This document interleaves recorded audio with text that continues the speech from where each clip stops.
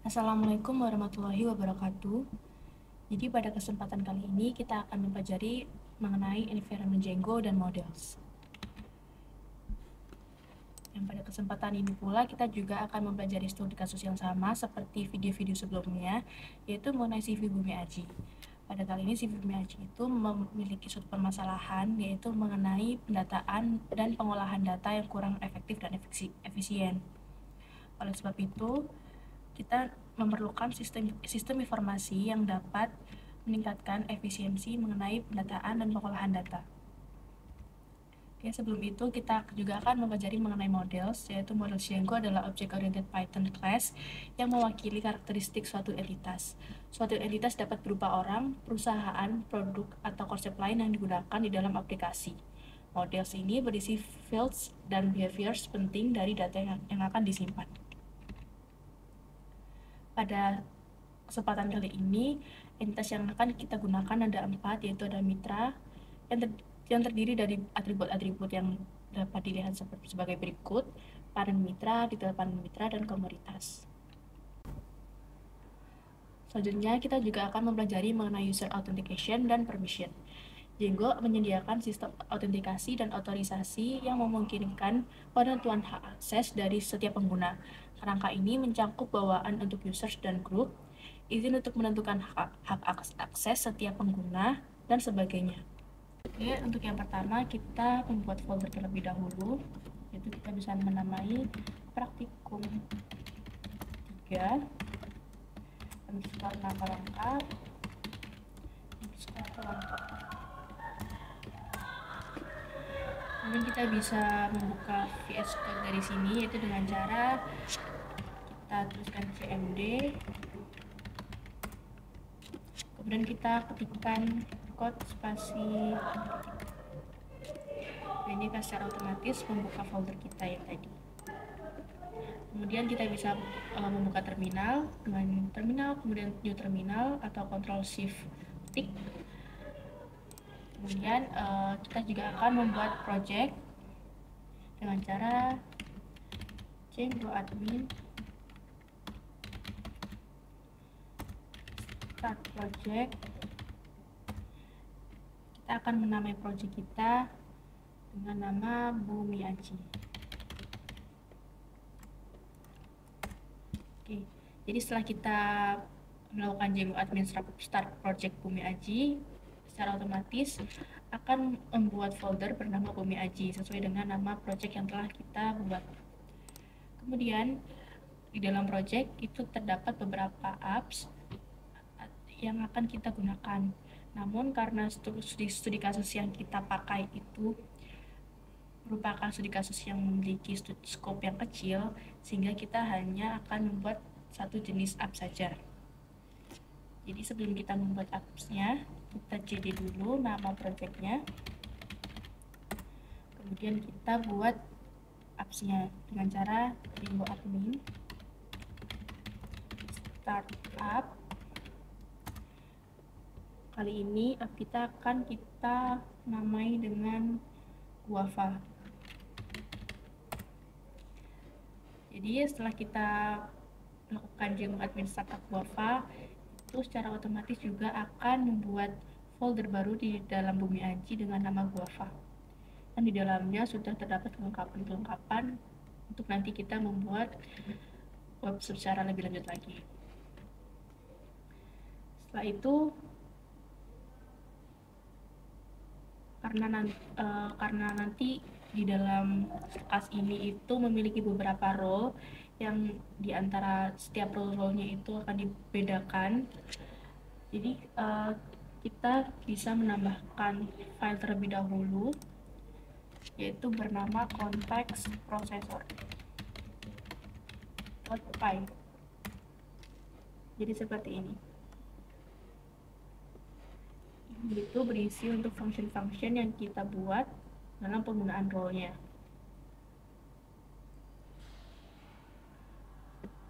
Oke, jadi penggunaannya itu bisa kita buat dulu fungsinya. Misalkan di sini ada dev is admin request.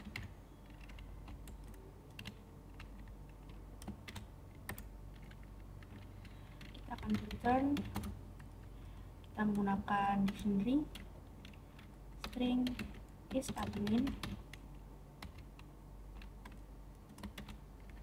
kita akan request .user .groups .filter name admin .access.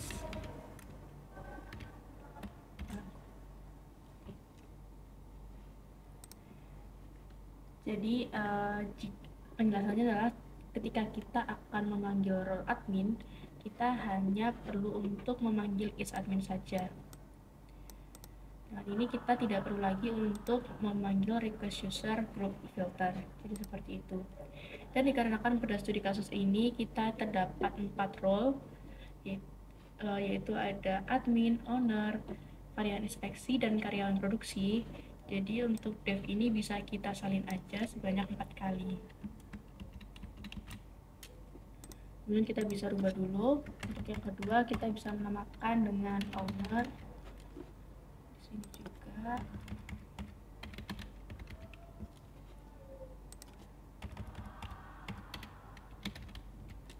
Kemudian yang ketiga, teman kalian bisa Ctrl D. Itu kita namain inspeksi. Kemudian yang keempat, kita namain dengan produksi. Oke, jadi seperti ini. Jadi kita sudah selesai untuk mengatur setiap role-role yang ada. Setelah itu kita juga akan membuat file baru di dalam Guava, yaitu dengan nama file decorators.py. Ini berisi untuk permission yang berlaku pada grup yang telah kita buat sebelumnya. Itu bisa ketikkan saja from Django.shortcut import render.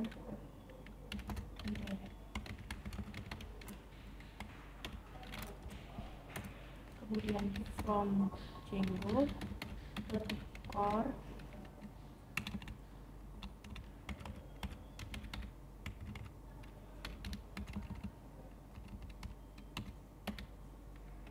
.inception or permission denied. Kemudian kita buatkan sebuah function yaitu def role require.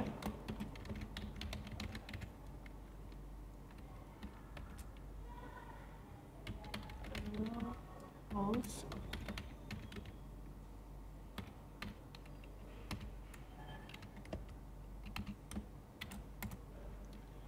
kemudian def lagi def decorator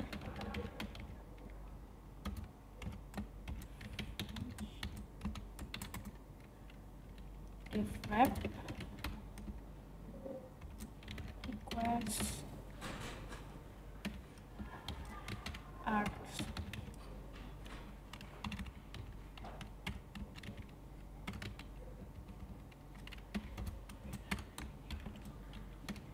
box.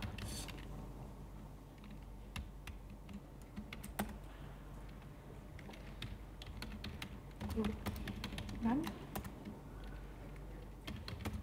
if request the user group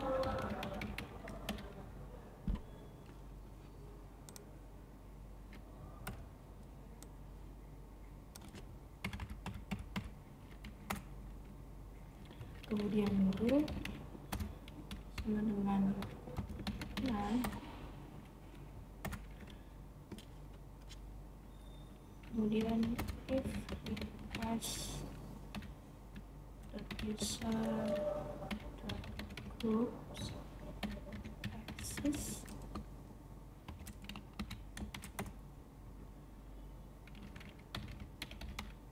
group request user bisa, kemudian groups.all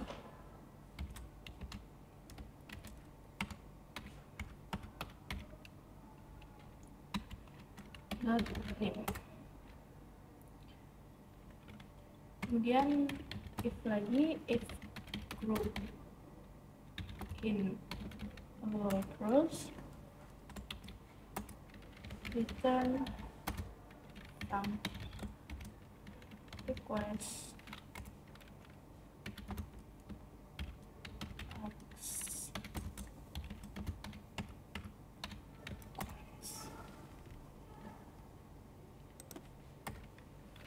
else. Kalau yang lain itu return and request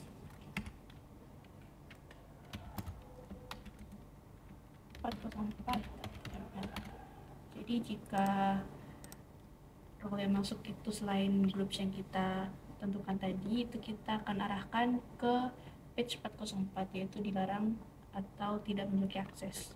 Kemudian jangan lupa untuk return web dan return decor. Jadi ini adalah pembuatan file decorators untuk mengatur permission yang berlaku pada setiap group. Selanjutnya kita akan masuk ke settings. Itu bisa dibuka saja di Bumi Aji, kemudian settings.py. Di sini pertama-tama bisa import OS terlebih dahulu. Kemudian kita ke install apps di sini. Jadi ini kita akan mendaftarkan atau meregistrasikan nama apps yang telah kita buat. Itu tadi kita membuat nama Guava, jadi tuliskan saja Guava di sini. Setelah itu kita juga memanggil konteks prosesor yang telah kita buat tadi untuk kita atur di sini, yaitu guava.konteksprosesor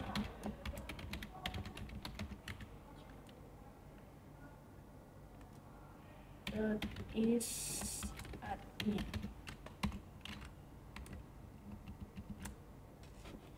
Kita ganti saja tadi sesuai yang tadi, itu ada owner,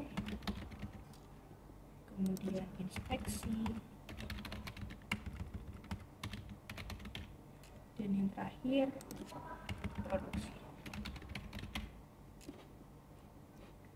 Setelah itu kita juga menambahkan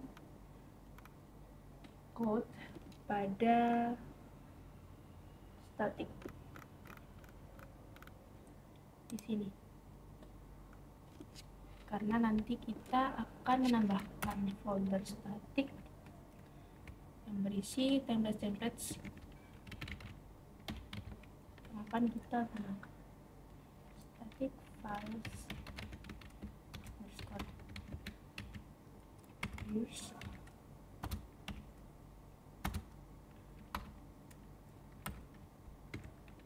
OS yang sudah kita import tadi, notepad, join,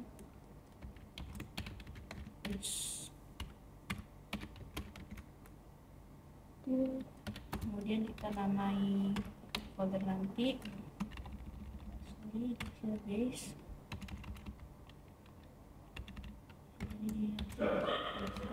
dan untuk di sini itu adalah nama folder yang kita akan buat nanti, itu akan kita namai dengan static juga. Oke, jadi kita selesai untuk men-setting apps kita nanti. Kemudian setelah kita men-setting ini, kita juga akan membuat static atau folder static. Nah, folder static ini itu setara dengan folder Bumi Aji dan folder Guava. Jadi kita tambahkan di sini nama static seperti ini.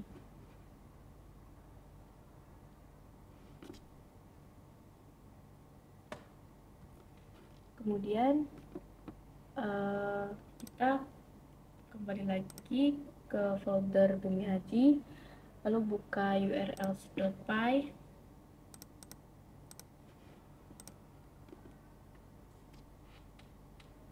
Kemudian di sini kita akan menambahkan di sebelah path itu ada include, dimana akan kita gunakan di sini. Jadi tambahkan path string include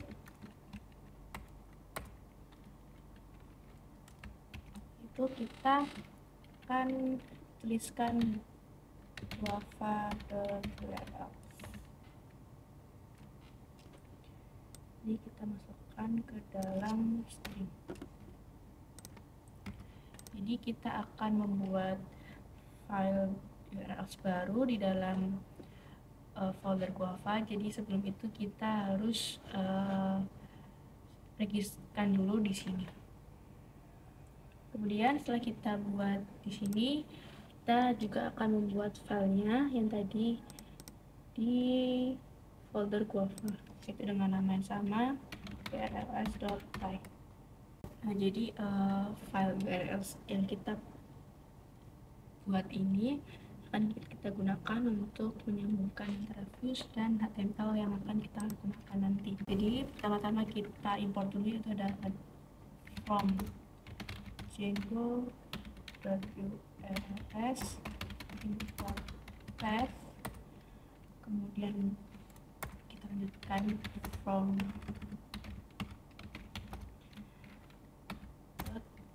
import views.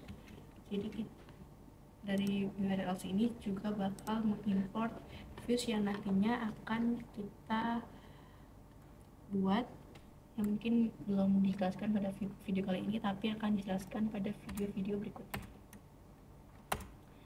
Kita juga siapkan dulu buat tempatnya. Patterns ini tidak akan kita isi terlebih dahulu karena nanti akan kita isi setelah kita membuat views pada video berikutnya.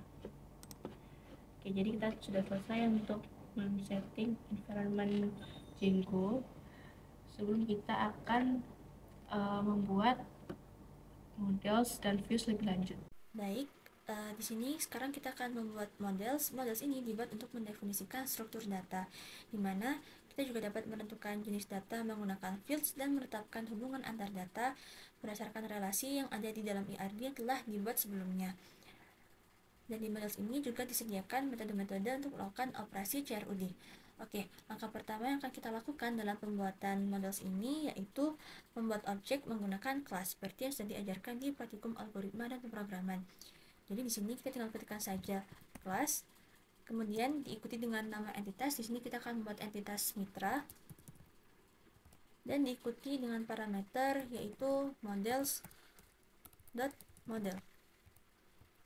Kemudian kita enter, dan di sini kita akan mulai memasukkan atribut dari entitas ini. Untuk entitas mitra, atributnya ada ID mitra, nama mitra, alamat mitra, nomor HP, tanggal awal bermitra, durasi kontrak, luas lahan, dan status.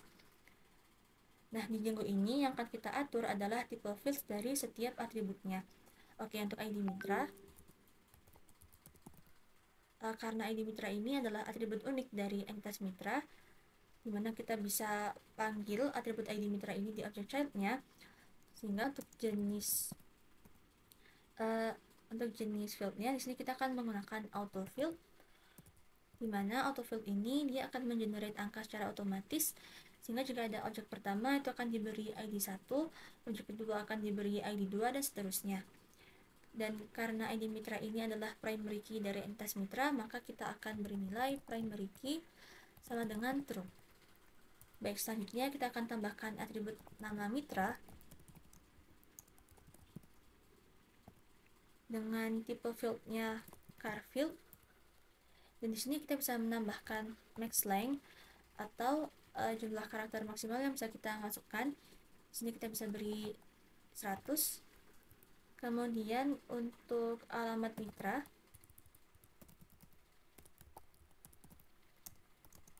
di sini karena isinya panjang, kita bisa beri tipe text field.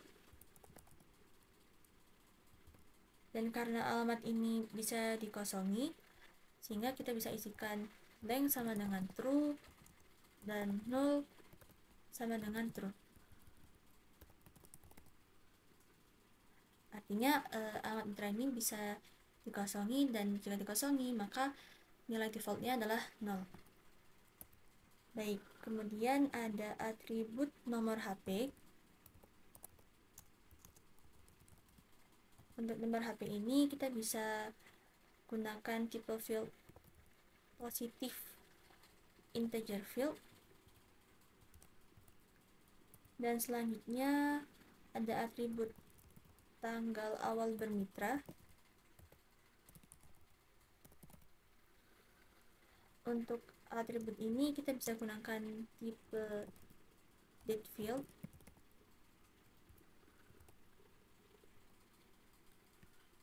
Kemudian untuk durasi kontrak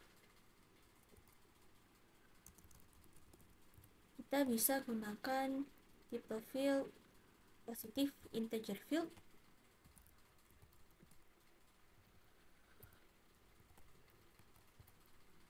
Dan yang luas lahan kita bisa gunakan tipe field yaitu positif integer field juga.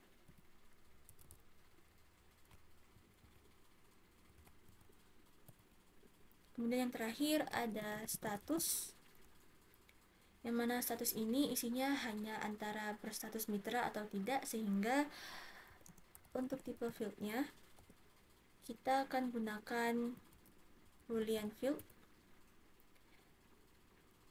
dengan defaultnya none dan null sama dengan true. Artinya secara default nilai dari status ini adalah kosong atau belum terpilih antara berstatus mitra atau tidak. Oke, kemudian kita akan membuat function untuk memanggil entitas mitra ini. Sehingga di sini kita bisa buat def underscore string dalam kurung self, kita enter, dan di dalamnya kita akan return string dalam kurung yang akan kita return di sini adalah nama mitra. Sehingga nanti yang terpanggil adalah nama mitranya. Oke, tadi adalah langkah-langkah untuk membuat models dari entitas mitra. Nantinya teman-teman bisa membuat juga untuk entitas lain sesuai dengan studi kasus masing-masing. Dan untuk setiap atribut ini bisa disesuaikan saja tipe fields-nya. Teman-teman bisa pelajari lebih lanjut di dokumentasi Django. Tapi kurang lebih yang sering digunakan itu sudah terwakilkan dengan yang ada di video ini. Selanjutnya, saya akan menambahkan satu entitas lain untuk memberikan contoh terkait penggunaan foreign key. Di sini saya akan membuat entitas panen mitra.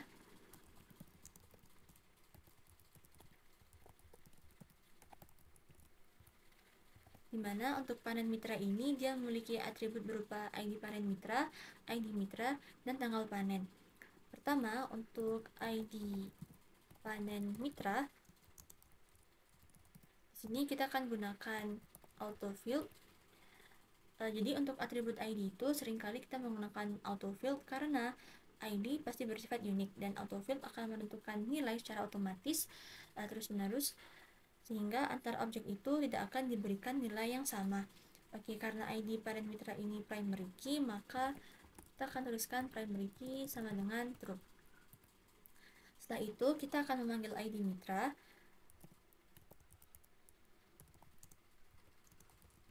Dimana kita butuh bantuan dari foreign key, dan setelah itu kita harus memanggil entitas asal si ID mitra ini, maka kita ketikkan mitra. Nah, foreign key di sini dia membantu kita untuk memanggil primary key dari suatu entitas, dimana untuk entitas mitra nantinya yang akan terpanggil adalah ID mitra, karena ID mitra adalah primary key dari entitas mitra. Semisal di sini kita ganti nama variabelnya menjadi alamat mitra, nanti yang akan terpanggil adalah tetap ID mitra. Seperti itu. Oke, setelah itu kita perlu menambahkan onDelete sama dengan models.cascade. Fungsinya apa? Fungsinya adalah ketika salah satu objek dihapus, maka objek terkait juga akan ikut terhapus. Semisalnya di sini ada satu mitra yang menghasilkan 2 panen mitra. Nah, ketika mitra tersebut dihapus, maka kedua hasil panen yang dimiliki mitra tadi juga akan ikut terhapus. Oke, setelah itu kita akan menambahkan atribut tanggal panen. Untuk tanggal panen ini kita dapat menggunakan tipe field date field. Oke, kemudian kita akan memanggil panen mitra ini dengan cara def_string dalam kurung self. Kemudian kita kembalikan ke ID panen mitra.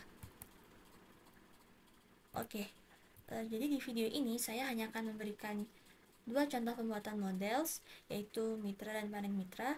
Dan sekarang kita akan beralih ke melakukan register di admin.py.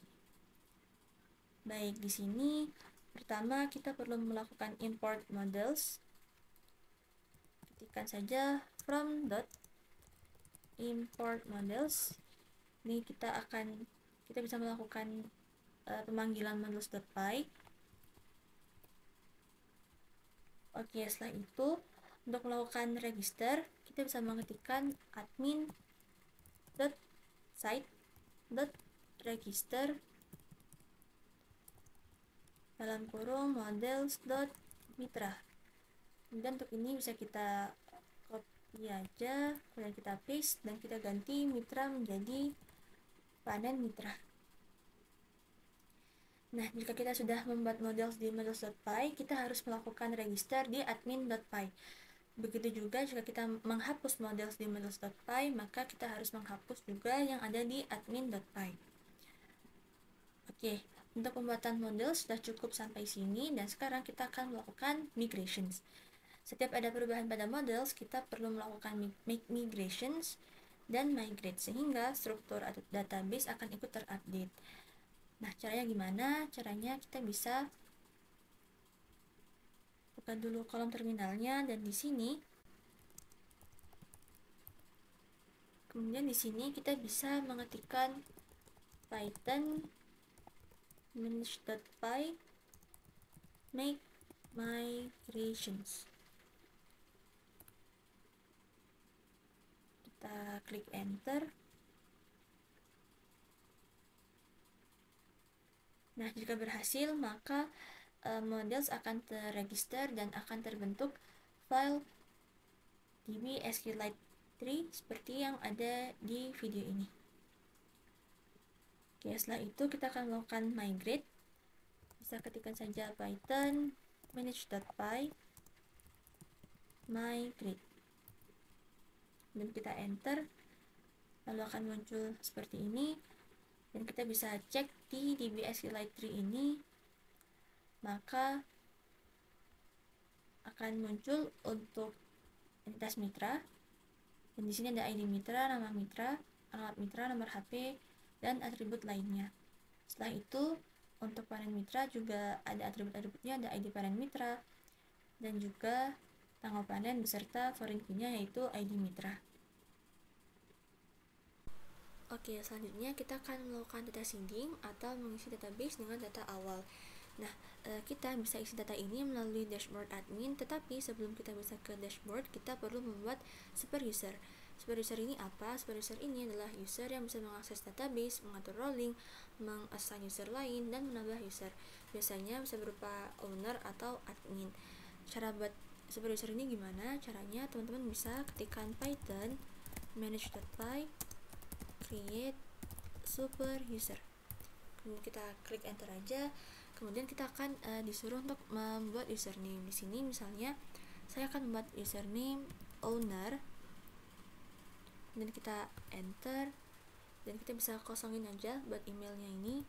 Lalu kita akan diminta untuk membuat password. Di sini kita misalnya isikan 123, ini emang nggak ditampilin di terminalnya, kemudian bisa di enter aja dan kita konfirmasi lagi 123. Nah, mungkin akan muncul peringatan seperti di video ini, tapi nggak apa, bisa kita bypass saja. Kita klik Y, lalu jika sudah berhasil akan muncul kalimat super user created successfully. Oke, setelah itu kita bisa lakukan run server. Nah, run server ini akan dilakukan dalam localhost di komputer masing-masing punya teman-teman. Nantinya akan muncul IP, dan jika kita ketikkan python manage.py run server, oke, nanti akan muncul link seperti ini, dan teman-teman bisa klik kontrol lalu diklik aja linknya. Ini kalau sudah berhasil akan kebuka Django-nya seperti ini, dan karena kita belum ngeset untuk URLs-nya, maka akan ditampilkan tampilan default seperti ini. Lalu sebelum kita makan setting database, kita harus masuk dulu ke Django administration, dimana kita bisa tambahin aja /admin. Nah, nanti akan muncul seperti ada di video ini. Lalu kita bisa masukkan username dan password sesuai dengan super user yang udah kita bikin tadi. Karena tadi saya bikin username-nya owner, kemudian untuk password-nya 123, dan kita bisa login. Nah, dan untuk tampilan Django administration-nya seperti yang ada ini. Oke. Pertama, di sini saya akan menjelaskan terkait dengan authentication and authorization. Di sini kita pertama akan menambahkan groups dulu. Kita bisa klik add aja. Nah, sebelumnya kan kita sudah membuat ada 4 grup, yaitu is admin, is owner, is inspeksi, dan is produksi. Jadi untuk grupsnya kita bisa bikin aja langsung owner, bisa kita klik save and add another, lalu kita tambahkan admin, save and add another, kemudian ada inspeksi, save and add another, kemudian ada juga produksi, save and add another. Oke. Nah, di sini sebenarnya juga kita bisa atur untuk permissionnya, tapi akan kita atur di bagian usernya satu persatu aja nanti. Oke, nah kalau kita buka grupnya, nah di sini sudah muncul ada 4 grup yang sudah kita buat, yaitu admin, inspeksi, owner, dan produksi. Baik, selanjutnya mungkin kita bisa coba untuk membuat user. Bisa klik add di user ini aja. Lalu misalnya saya mau bikin username karyawan produksi 1. Kemudian untuk passwordnya kita bikin agak kompleks, karena kalau di sini nggak bisa langsung bypass kayak di VS Code tadi, jadi kita bikin sesuai ketentuan yang ada dari Django administration-nya.